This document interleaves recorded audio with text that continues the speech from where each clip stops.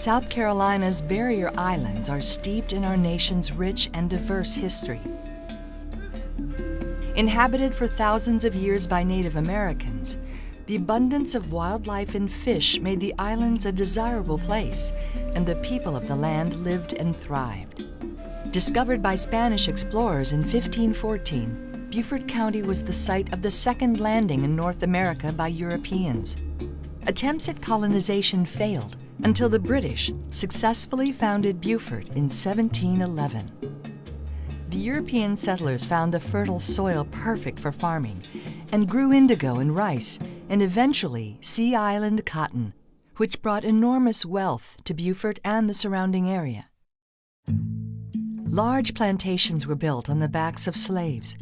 Captured in Africa and brought to southern seaports against their will, thousands of people were sold into human bondage.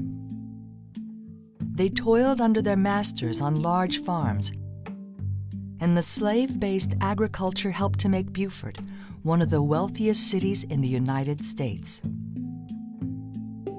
By the mid-1800s, St. Helena Island had a population of over 6,000 people, only 100 of which were white plantation owners. The rest, their slave property.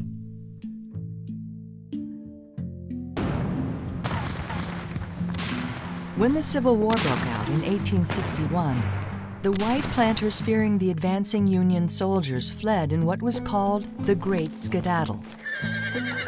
Most of Beaufort County, including Hunting Island, was taken control of by the Northern Army, with little damage inflicted on the buildings or the farms. Beaufort became the official Union headquarters of the U.S. Army. The Yankee soldiers found the recently emancipated slaves eager to join them and defend their newfound freedom.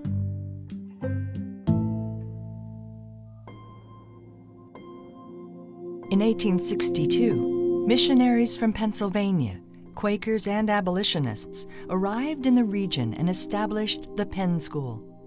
Their goal was to educate the island's black population, teaching the locals skilled trades and to read and write.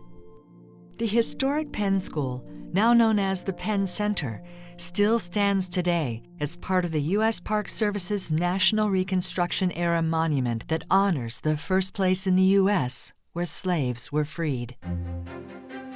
Until the mid-20th century, the isolated sea islands were only accessible by boat.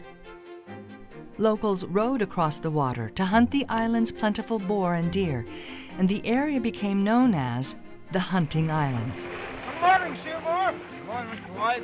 Well, it looks like nice Yes, right. weather. Yeah, good west wind, eh? Good west wind, yeah. This isolation allowed the local African culture known as Gullah to thrive. And many qualities of the culture are still evident today. Art, food, music, and language are part of the rich history of the Barrier Islands. During the Great Depression, some 15 million Americans were unemployed. Seeking relief, President Franklin Roosevelt's New Deal created the Civilian Conservation Corps. Designed to rescue the land, revitalize the nation's economy, and improve social conditions, Hunting Island became a designated CCC project and was chosen as a site for a new South Carolina state park. The CCC men built the swing bridge to Hunting Island and created the original infrastructure of the park, including roads, bathhouses, and changing stations. World War II interrupted the work at the park. Hunting Island became a valued shoreline site to protect our country from outside invasions. Under Coast Guard jurisdiction, the island was used as a radio communication station, training grounds, firing range, and shore patrol. After the Second World War ended, the park reopened. As common with the Jim Crow laws and with the times, the beaches were segregated. A designated colored beach was on the north end and whites-only beach to the south. In 1964, with the signing of the Civil Rights Act, all parks in the United States were ordered to be integrated. Hunting Island State Park closed for several years to accommodate the social and infrastructural changes required. Erosion has changed the face of Hunting Island, and its raw and rugged terrain is as spectacular as ever. Vacation cottages that once occupied the shoreline have given way to nature and the elements. Today, Hunting Island is the most popular state park in South Carolina. 1 million visitors enjoy this pristine, semi-tropical paradise every year. But this remote place is never crowded.